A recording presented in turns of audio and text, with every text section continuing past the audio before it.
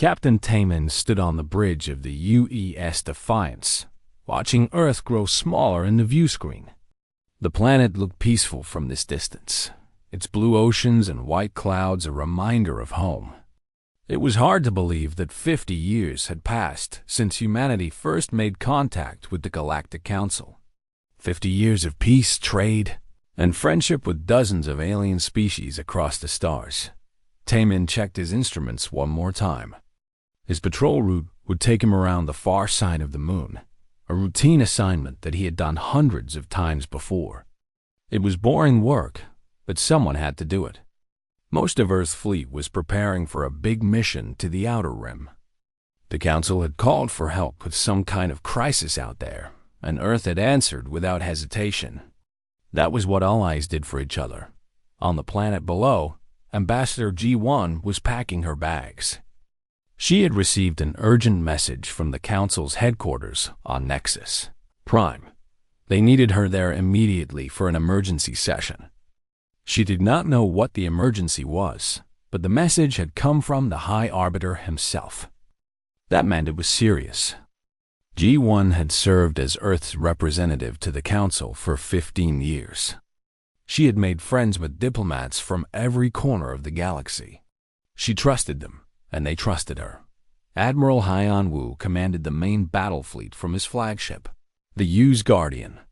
2,000 warships formed up around him in perfect formation. This was the largest force Earth had ever sent on a single mission. Every captain knew their duty. The Council had sent coordinates for a system in the Outer Rim where several colony worlds were under attack by pirates. Earth ships would arrive, drive off the attackers, and protect the innocent. It was a noble cause, and every sailor aboard those ships felt proud to serve. The journey took 3 days. Admiral Haiyan Wu spent most of that time reviewing tactical data and coordinating with his fleet commanders. Everything seemed normal. The Council had provided detailed information about the enemy forces they would face. Nothing seemed unusual or suspicious. When the fleet finally dropped out of hyperspace at the coordinates, Haiyan Wu expected to see damaged colonies and fleeing pirate ships dot instead. He saw a trap. 5,000 Council warships surrounded his fleet. They appeared from every direction, their weapons already powered up and targeting systems locked on. Haiyan Wu's blood ran cold. This was impossible. These were supposed to be allies. These were the ships of the Galactic Council, the same organization Earth had served faithfully for 50 years. A communication came through. High Arbiter Velmoth appeared on the screen. His 3 eyes stared at Haiyan Wu with cold calculation. The translator rendered his words in perfect English. Admiral Haiyan Wu of Earth, you and your fleet are ordered to power down all weapons and surrender immediately. Humanity has been judged a threat to galactic peace. Your species has advanced too quickly, developed too much military power, and shown too much ambition. The Council has voted. Earth will be placed under our control. Your ships will be dismantled. Your people will be restricted to your home system under permanent observation. Haiyan Wu could not believe what he was hearing. This is insane. We have been loyal allies. We have shared our technology and culture freely. We have done nothing to deserve this. Velmoth's expression did not change. That is precisely why you are dangerous. You share too freely, advance too quickly, and inspire too much hope in other species. The Council cannot allow a power like humanity to continue growing unchecked. You have 10 minutes to comply. Admiral Haiyan Wu looked at the tactical display. His 2,000 ships against 5,000. The odds were terrible, but he would not surrender Earth to slavery without a fight. He opened a channel to all his captains. This is Admiral Haiyan Wu. The Council has betrayed us. They intend to conquer Earth and enslave our people. We will not allow this. All ships, battle stations. For Earth, the Council opened fire first. Massive energy beams and missile volleys, struck the human fleet from every angle. Haiyan-Wu's ships fought back with desperate courage. They destroyed dozens of enemy vessels, but the numbers were overwhelming. One by one, human ships exploded or went dark. The Yu's guardian took hit after hit. Haiyan-Wu watched his crew die around him as fire spread through the corridors. With his last breath, he transmitted everything he had witnessed back to Earth, while the massacre continued in the Outer Rim. Other Council forces moved into position around Earth. They struck at the orbital defense platforms without warning. The stations never had a chance.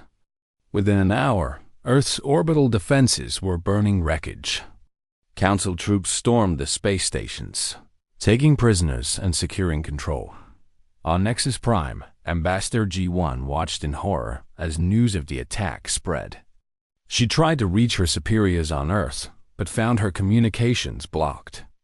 Council security forces arrived at her quarters and placed her under arrest. She demanded to know why, but they would not answer. They simply locked her in a cell deep in the station's detention center. Captain Taemin was completing his patrol route when his sensors detected unusual activity. He brought his 3 destroyers around the moon and saw the attack on Earth's orbital defenses. For a moment, he could not process what he was seeing.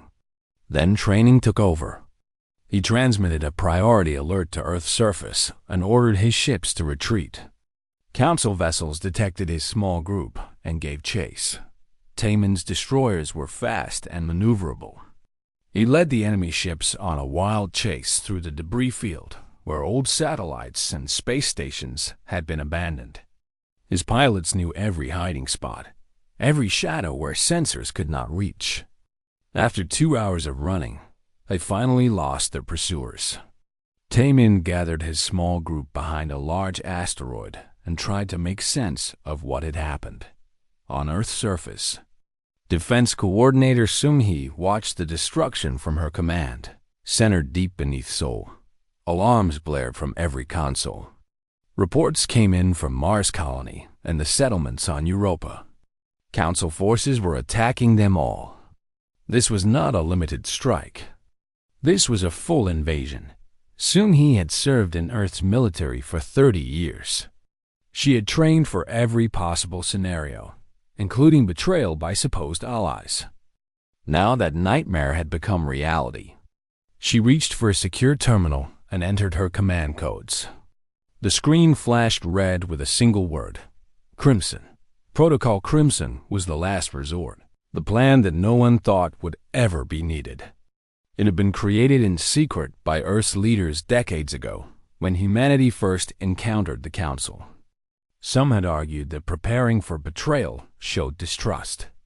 Others had argued that hope was not a strategy. Now those cautious voices had been proven right. Sung-hee activated the protocol. Around the world, hidden facilities received her signal. Deep beneath the oceans, inside mountains, and in hollow asteroids throughout the Sol system, machines that had slept for decades began to wake up. Earth had kept a secret from the Council, a secret that would change everything. The war had just begun. The Council fleet moved into position around Earth with confidence. Their commanders had studied human defenses for months before the attack. With the orbital platforms destroyed and the main fleet eliminated, they believed Earth was defenseless. Landing forces prepared to occupy major cities. Within days, they expected humanity to accept defeat. President Dalsu sat in the emergency command center beneath Seoul, surrounded by what remained of Earth's military leadership. The room was quiet except for the hum of computers and the occasional update from monitoring stations. Everyone present knew that billions of lives depended on the decisions made in this room over the next few hours. General Min Seo stood before a large display screen showing the Council forces in orbit. She was 60 years old with gray hair and steady hands that had signed orders, sending thousands of soldiers into combat over her long career. Now she would sign orders that would change human history forever. She looked at each person in the room before speaking. For 50 years, we have told the Council that the ships they saw represented Earth's entire military capability. We shared our technology openly and invited them to tour our shipyards. We allowed them to believe they knew everything about our defenses. Menzio pressed a button and the display changed. New icons appeared on the screen, hundreds of them, then thousands. We lied. President Dao Su watched the shocked faces around the room. Even most of Earth's government had not known the truth. When we first joined the Council, some of us worried about putting all our trust in strangers. We hoped for the best, but we prepared for the worst. We created the Shadow Fleet. General Mincio continued. The ships the Council destroyed were real, and no sailors died fighting. But they represented only 30% of our actual military strength. The remaining 70% has been hidden across the Sol system for decades. The Council thinks they are facing a defeated enemy. They are about to learn the truth. Deep beneath the Pacific Ocean, Lieutenant Commander HFY sat in the control room of Shadow Dock 7. She had served at this facility for 5 years, maintaining ships that had never seen combat, training for a war that she hoped would never come. Now that war had arrived. Her hands moved across the control panel with practiced efficiency. "Opening bay doors," she announced. Above her, massive hydraulic systems began to move. Doors that had been sealed for decades split apart, each one larger than a city block. Water rushed in at first, but force fields activated to hold back the ocean. HFY watched her screens as the first ships began to rise from their berths. They were beautiful in a deadly way. The Shadow Fleet vessels were painted pure black with sharp, aggressive lines. They had been designed using technology that Earth never shared with the Council, systems developed from humanity's own wars before first contact. These ships were faster, more maneuverable, and carried weapons that Council scientists did not even know were possible. All over Earth, similar scenes played out. Doors opened in mountains, revealing hangars full of fighters and bombers. Asteroids split apart to release heavy cruisers and battleships. The moon's surface shifted as disguised facilities revealed their true purpose. Within 6 hours, 4,000 warships joined. Captain Tamin's small group in the shadows of the Sol system. Captain Tamin could barely believe his eyes when his sensors detected the first Shadow Fleet ships emerging from hiding. His communications officer received an encrypted transmission with new orders. Tamin read them twice to make sure he understood. He was to gather intelligence on Council positions and wait. Earth was not going to fight a desperate defensive battle. Earth was preparing for something else entirely. On Mars colony, civilian engineer Sujin crawled through maintenance tunnels beneath the settlement's main dome. Council troops had taken control of the colony within hours of the initial attack. They had rounded up all military personnel and locked them in detention centers. But they had underestimated the civilians. Sujin had helped design these tunnels. She knew every access point, every hidden space, every vulnerable system. She reached the junction point where other survivors waited. There were 12 of them now, a mix of engineers, technicians, and a few off-duty security guards who had avoided capture. They had weapons taken from dead Council soldiers and a desire to make the invaders pay for attacking their home. Sujin spread out a map on the tunnel floor. The Council is using the spaceport as their main staging area, she explained quietly.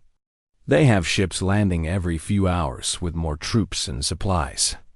If we can sabotage the fuel systems, we can ground their fleet and trap them here until Earth's forces arrive. One of the security guards nodded. I can get us into the fuel depot. The Council changed the access codes, but I know a back door through the maintenance systems. Sujin smiled grimly. Then let us give them a warm welcome to Mars. Far away on Nexus Prime, Ambassador G1 sat in her cell and planned. The Council had made a mistake by keeping her alive.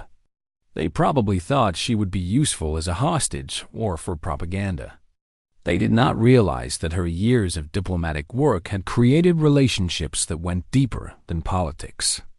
She had friends among the other species, people who disagreed with the Council's actions but feared speaking out. G1 examined her cell carefully. The door was locked with advanced security systems she could not bypass. But the environmental controls were accessible through a panel in the wall. She had always been good with technology. Within an hour, she had created a small malfunction that would require a technician to fix. When that technician arrived, she would have an opportunity. Back in Earth Command Center, Admiral Young-Soo received his orders from President Dal-Soo. Young-Soo had spent 20 years commanding Shadow Fleet operations, training crews in secret, running simulations of battles against Council tactics. Every exercise had been based on this exact scenario. Now theory would become reality. Young-Soo looked at the faces of his captains displayed on screens around him. They represented humanity's best and brightest, chosen not just for skill, but for absolute discretion. They had kept Earth's greatest secret for decades. Now they would use that secret to ensure humanity's survival. Captains, we have been preparing for this moment since the day humanity first encountered the Council. Our leaders hoped it would never come, but they were wise enough to prepare. The Council believes they have defeated us. They have seen our losses and think we are broken. They are wrong. We are not going to defend our world and wait for mercy. We are going to take this war to every Council world that participated in this betrayal.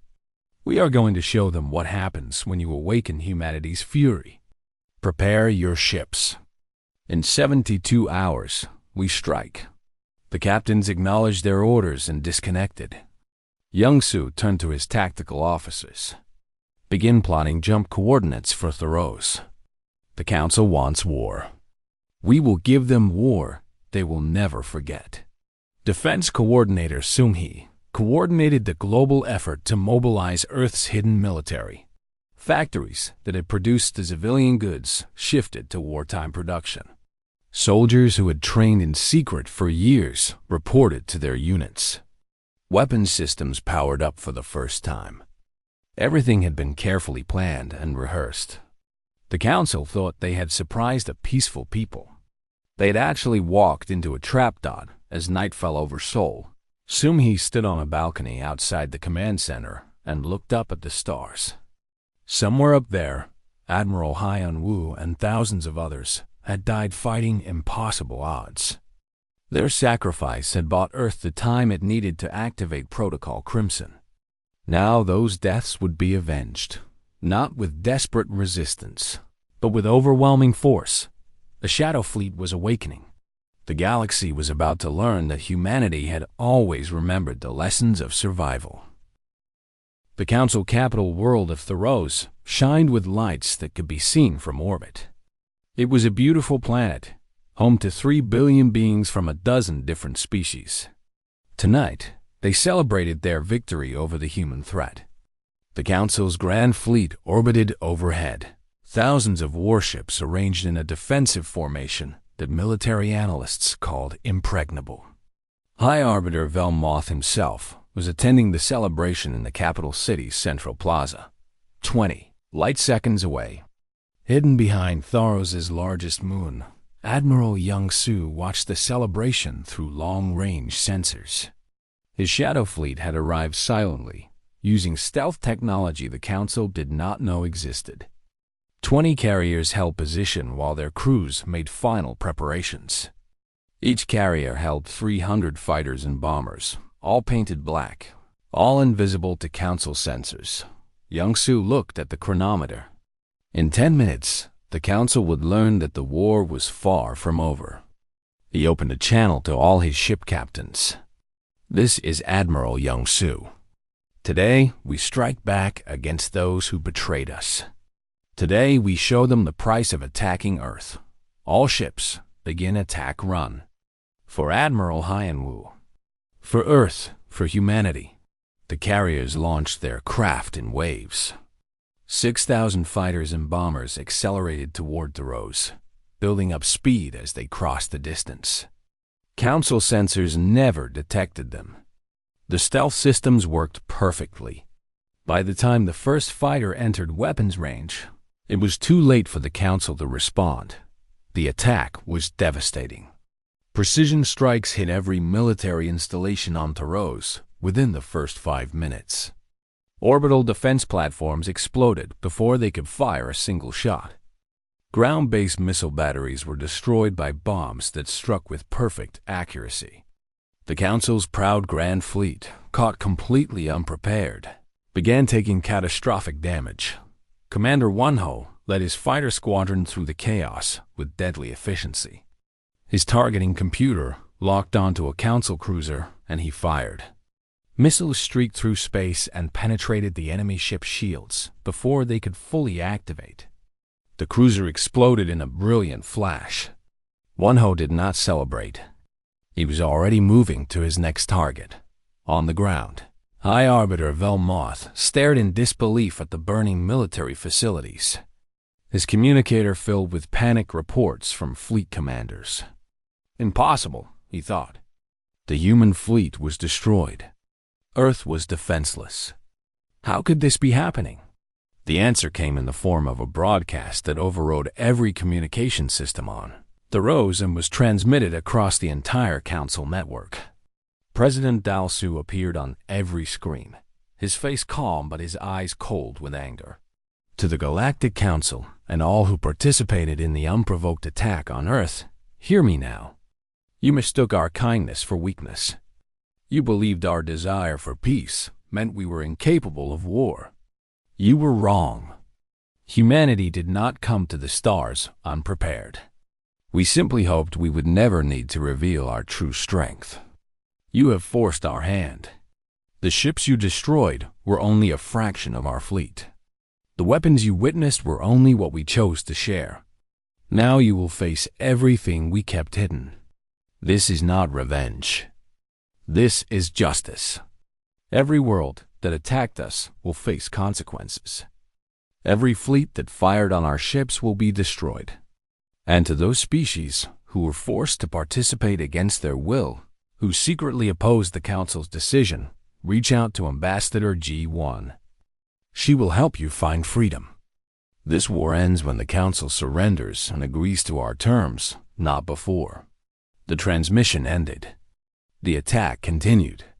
Within 3 hours, the Council's Grand Fleet was reduced to scattered wreckage. Not a single military facility on Taros remained functional. Admiral Young-Soo had been careful to avoid civilian targets, but the message was clear. Earth could strike anywhere, anytime, and the Council could not stop them. Captain Taemin received new orders to liberate Mars Colony. He took his destroyers along with a full battle group from the Shadow Fleet. The journey took 2 days. When they arrived at Mars, they found Council occupation forces dug in around the main settlements. Taemin did not hesitate. His ships opened fire with weapons that made Council shields look like paper. On the surface, Engineer Su-Jin and her resistance fighters heard the sounds of battle in orbit. They launched their own attack on the Council forces trapped on the ground. The fuel depot sabotage had worked perfectly. Council ships could not take off to escape the human warships. Enemy soldiers found themselves caught between orbital bombardment and determined civilian resistance. Within 6 hours, Mars was free. Su-Jin stood in the ruins of the spaceport and watched Council prisoners being taken into custody. She had lost friends in the fighting, people she had known for years. The cost of freedom had been high, but they had won. She contacted Captain Taemin to report that the ground was secure. Across the galaxy, the pattern repeated. Shadow Fleet battle groups struck at Council worlds with devastating precision. Earth had spent 50 years studying Council military tactics and technology. Now that knowledge was used against them. Human commanders knew exactly where Council defenses were weakest. They exploited every flaw, every vulnerability, every doctrine that valued tradition over effectiveness. Commander Wonho's squadron earned a reputation that spread fear through Council ranks. He could maneuver his fighter in ways that enemy pilots thought impossible. His tactics ignored the established rules of engagement that Council forces followed. When Council fighters expected him to retreat, he attacked. When they expected him to attack, he vanished. His kill count climbed into the hundreds. On Nexus Prime, Ambassador G1 finally made her escape. A technician from the Cleanse species had responded to her manufactured environmental malfunction. He whispered that he knew who she was and disagreed with her imprisonment. Together, they made their way through service tunnels to a docking bay where a small ship waited. As they fled the station, G1 sent out a carefully encrypted message to contact she had built over 15 years of diplomatic work. The message was simple. Earth was winning the war. Species who wanted freedom from Council tyranny should make contact. They would find allies among humanity. Within days, responses came from across the galaxy. Dozens of species, some currently serving in Council fleets, others simply oppressed by Council policies, reached out. The coalition of free worlds began to form. The Council leadership met in emergency session. High Arbiter Velmoth stood before the assembled representatives, many of whom were connecting remotely because their homeworlds were now under human attack. He tried to maintain authority, but his voice shook with barely controlled fear. The Council had existed for thousands of years.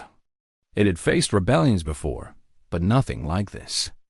Humanity fought with a ferocity and skill that defied understanding. One of the Council members, a representative from the Vest species, stood to speak. We should never have attacked them.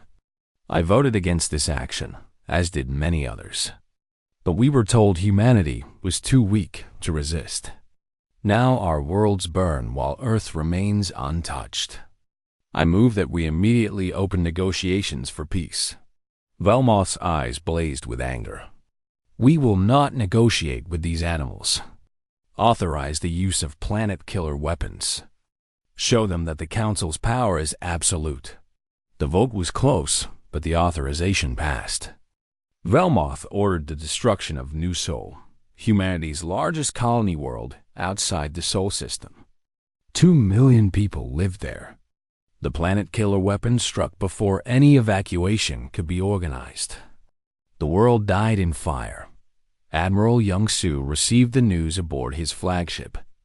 His face remained expressionless as he read the report. 2 million dead. Men, women, children, wiped out in an instant. He remembered his promise to President Dal-Su, the one made in secret before the war began. If the Council escalated to genocide, Earth would respond in kind. Young-Soo opened a channel to all Shadow Fleet commanders. His voice was cold and empty of emotion. The Council has murdered 2 million civilians on New Sol. Our response will be proportional and precise. For every human world they destroy, we will eliminate 10 of theirs. Not civilian populations, but their capacity to make war. Their shipyards, their factories, their military infrastructure on 10 worlds will be reduced to rubble. Show them the meaning of escalation. Show them that humanity does not bluff. The orders went out. Shadow Fleet groups struck at Council industrial worlds with ruthless efficiency. True to Young-Soo's word, civilian casualties were minimized through precision targeting, but the economic impact was catastrophic. Council species watched their ability to wage war systematically dismantled. The message was clear. Earth could sustain this level of destruction indefinitely. The Council could not. The war entered a new phase. The Council realized they were not fighting a desperate rebellion. They were fighting an enemy that had prepared for this confrontation for decades, an enemy that would not stop until justice was served. 8 months had passed since the war began. The galaxy had never seen conflict on this scale. Every day brought news of new battles, new victories for the human-led coalition, new devastation for Council worlds. Both sides bled, but humanity bled less. Their smaller population meant every death cut deeper. Yet their industrial capacity and tactical superiority kept them advancing. Captain Tamman stood on the bridge of his flagship, now a heavy cruiser earned through battlefield promotion. Beside him stood Commander Tixir of the Klen species, an arthropod being whose forearms made him exceptionally skilled at multitasking during combat. They had fought together for 6 months now, forming an unlikely friendship born from shared danger and mutual respect. Tixir's mandibles clicked in what Tamman had learned was amusement. Your species fights like you have something to prove to the universe. It is both terrifying and inspiring. Tamman studied the tactical display.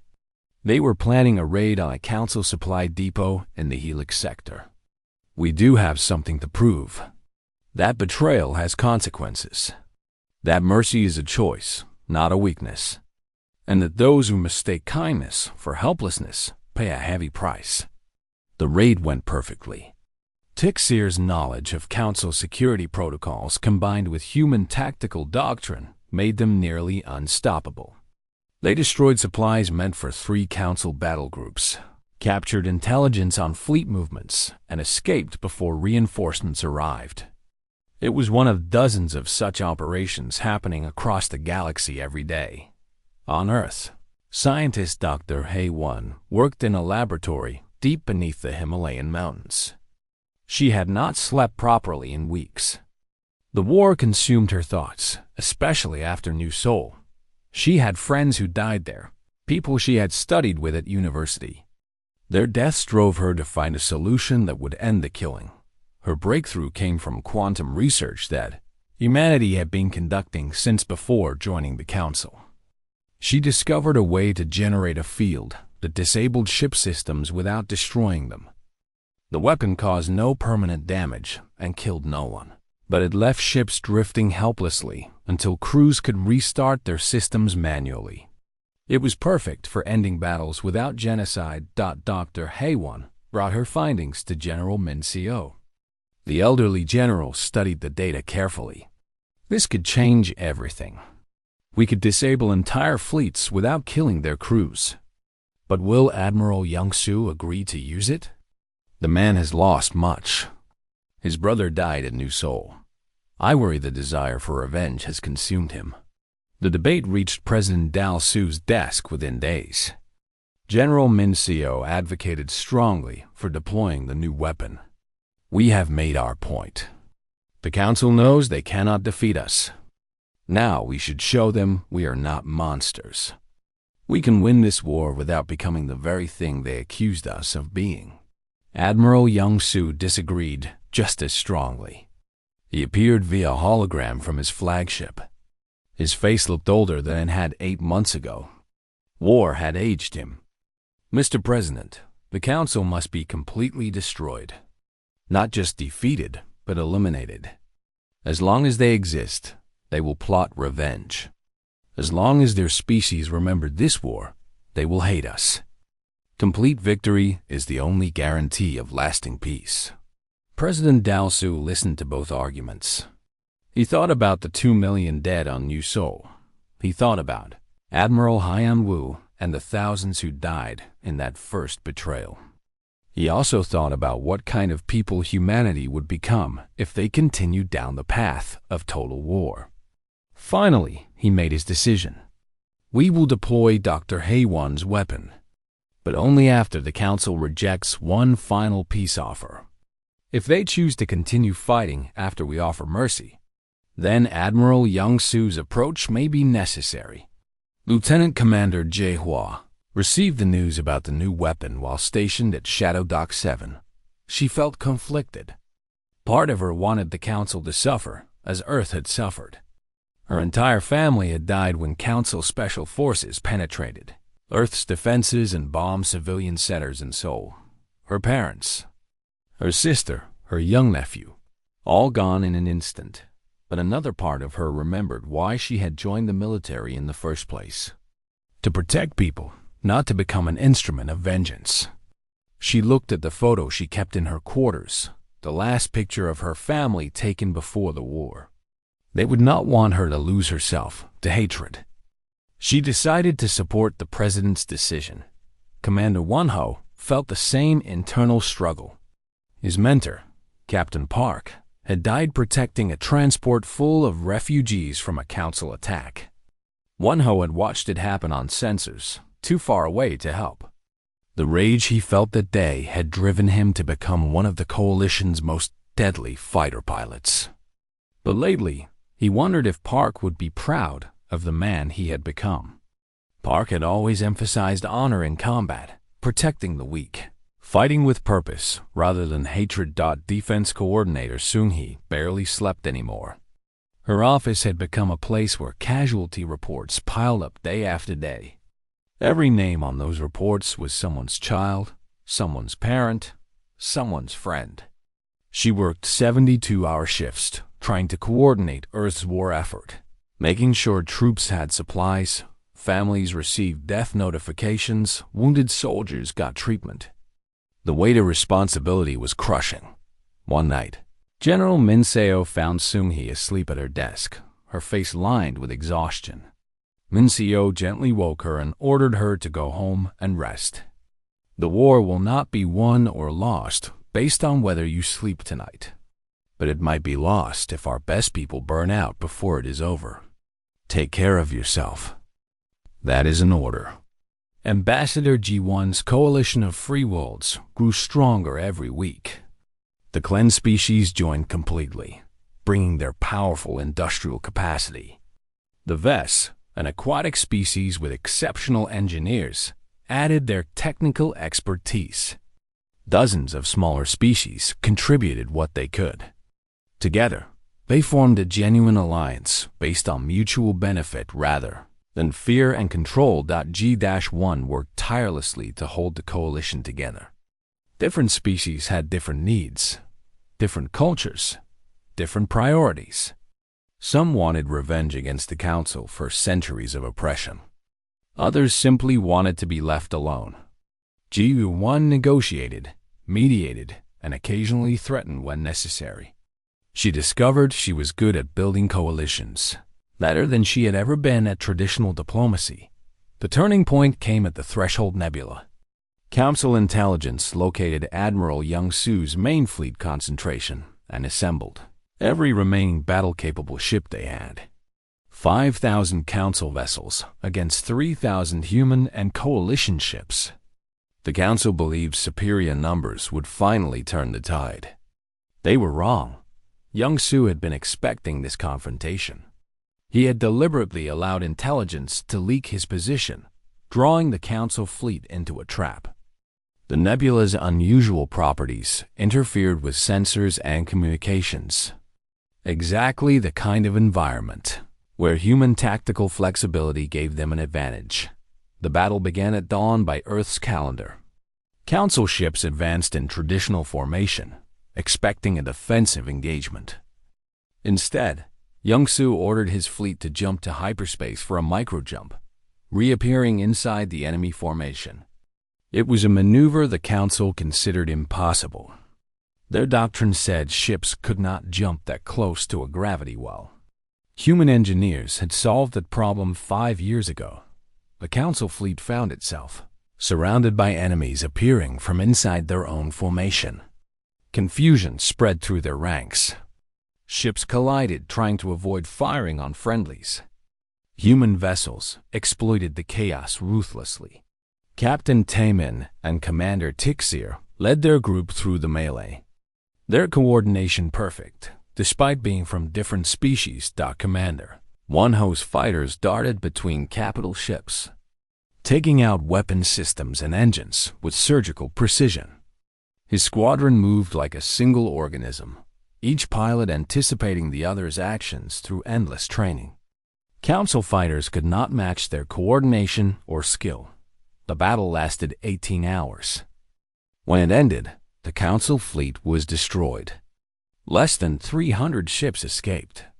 Admiral Young-Su's forces captured dozens of vessels intact, including the flagship of High Arbiter Velmoth himself. The Arbiter was taken prisoner, along with hundreds of other council leaders who had been aboard the flagship. Young-Su stood in the docking bay as council prisoners were led off their ship. Velmoth walked past, his three eyes meeting Young-Su's gaze. The Arbiter tried to maintain dignity despite his defeat.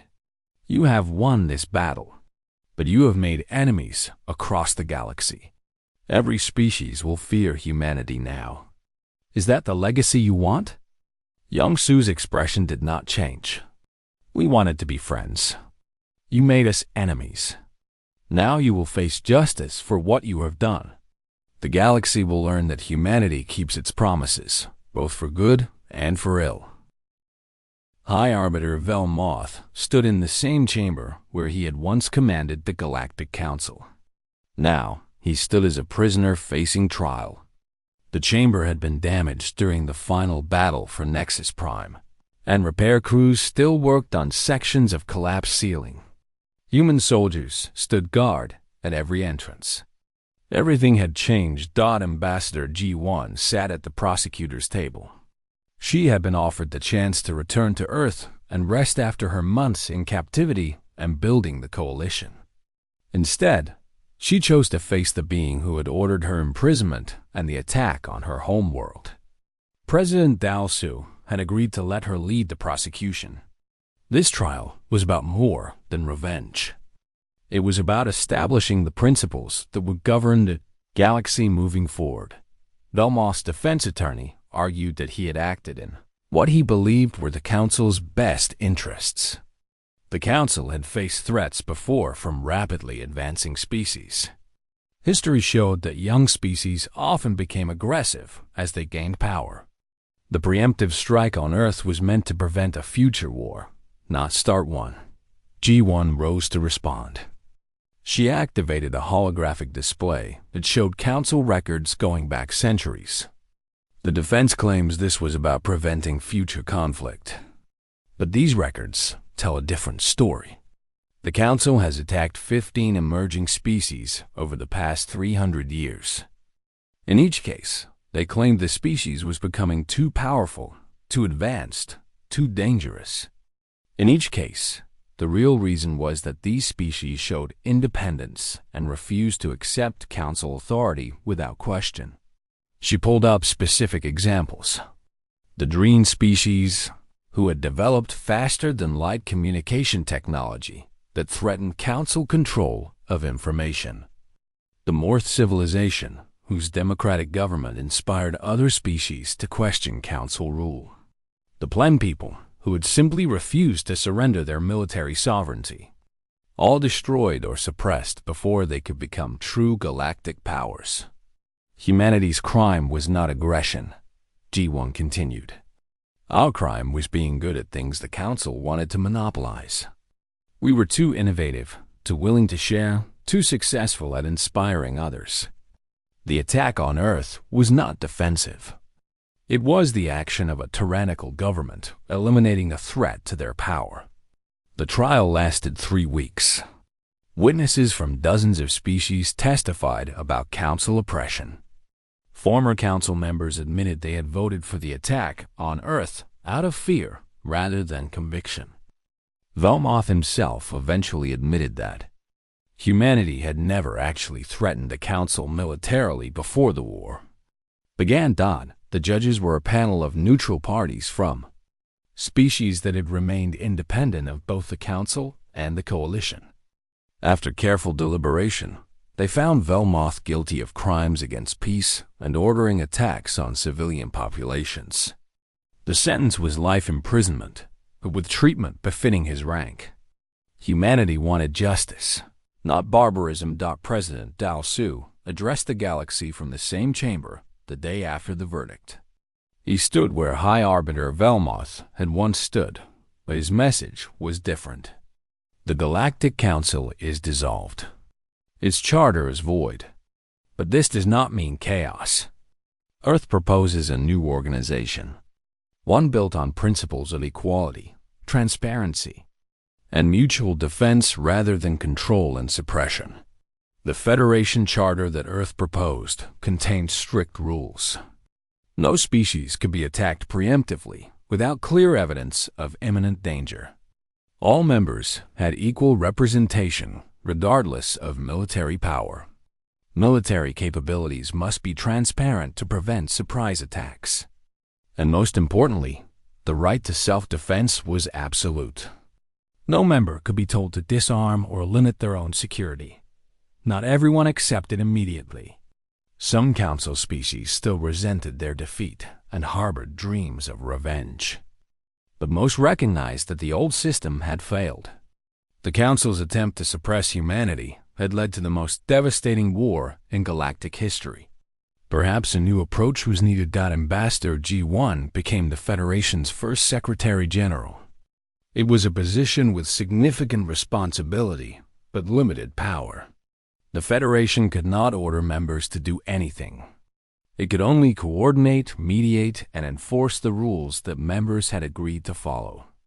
G1 threw herself into the work with the same dedication she had shown building the Coalition. Captain Taemin returned to Earth a hero. Parades were held in his honor. Politicians wanted to meet him. Children asked for his autograph. But he felt uncomfortable with the attention. He had done his duty, nothing more. The real heroes were the ones who never came home. He visited Admiral Hyunwoo's family to tell them personally about the Admiral's final moments, how he had fought impossible odds and bought Earth's precious time with his sacrifice. Commander Tixir of the Klen species went with Taemin to these meetings. The two had become true friends during the war. Tixir understood loss. His own homeworld had suffered greatly under Council rule. Now he worked with Taemin to integrate clan and human forces into a unified defense fleet for the new Federation. On Mars colony, engineer Su Jin led reconstruction efforts. The damage from the occupation and liberation had been extensive, but she found the work rewarding. This time, they were building something better than before. Mars would become a symbol of resilience, a place where multiple species worked together to create a better future. Sujin also helped train the new generation of Federation engineers. Students from Earth, the Klen worlds, the Ves oceans, and dozens of other species studied together. They learned human technology that had once been secret, combined it with knowledge from across the galaxy, and developed innovations that benefited everyone. This was what Earth had wanted from the beginning. Before the Council's betrayal, Lieutenant Commander Jae-hwa, now promoted to Admiral, commanded the new Earth Defense Force. The Shadow Fleet was no longer hidden. It became the core of Earth's contribution to Federation defense. But its mission changed from secret preparation for war to open deterrence against future threats. Jae-hwa made sure her crews understood the difference. She also established a memorial at Shadow Dock 7, where the first ships had launched on that terrible day when war began.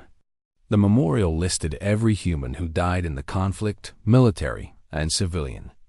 Jae-hwa visited it regularly, standing before the section that listed her family's names. The pain never completely faded, but over time it transformed into determination to prevent future wars. Commander Wonho became an instructor at the new Federation Flight Academy. He taught students from across the galaxy the tactics and techniques that had made him one of the war's most successful pilots. But more importantly, he taught them his mentor Captain Park's lessons about honor, restraint, and fighting only when necessary. Wonho had seen too much death during the war. He wanted the next generation to find ways to avoid such conflict. General Minseo retired after the war ended. She had served Earth for 40 years, through peace and war. She had made decisions that saved millions of lives and ordered actions that cost thousands. The weight of that responsibility never left her, but in retirement, she found some peace. She wrote a comprehensive history of the war, ensuring that future generations would understand both the costs and the lessons. Defense Coordinator Sung-hee also retired. Her health had suffered from the stress of coordinating Earth's war effort. But she made one final contribution before leaving service. She designed a memorial on Earth that honored every species that had fought in the war, both human and alien. The memorial included sections for Council soldiers who had opposed the war but been forced to fight anyway. Soon he believed that remembering all the fallen, not just the winners, was essential to building lasting peace. Dr. Hay-1's quantum disabling weapon became standard equipment throughout the Federation fleet. It had been used in the final battles of the war, allowing human forces to disable and capture enemy ships without killing their crews. Those captured crews eventually returned home with stories of human restraint and honor. The weapon became a symbol of Earth's commitment to proportional force and last resort violence. Admiral Young-Soo struggled more than most with the transition to peace. He had lost so much during the war. His brother on New Seoul, friends and subordinates in dozens of battles. Part of him had wanted complete victory, total destruction of the Council species.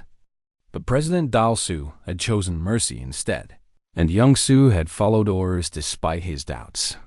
Years after the war ended, Young-Soo found himself mentoring young officers in the Federation fleet. They asked him about the famous battles, about his tactical decisions, about what it was like to command during humanity's darkest hour. He answered their questions honestly, but he also told them about the cost of war, about the faces that haunted his dreams, about the fine line between justice and vengeance.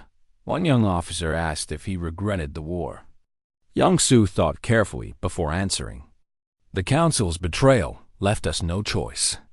We fought because we had to, and we won because we were better prepared. But every death diminished us. Every destroyed world was a tragedy, even enemy worlds. I am proud of what we accomplished, but I regret that it was necessary. Never start a war. But if someone starts one with you, finish it decisively. Then build a peace that makes the next war impossible.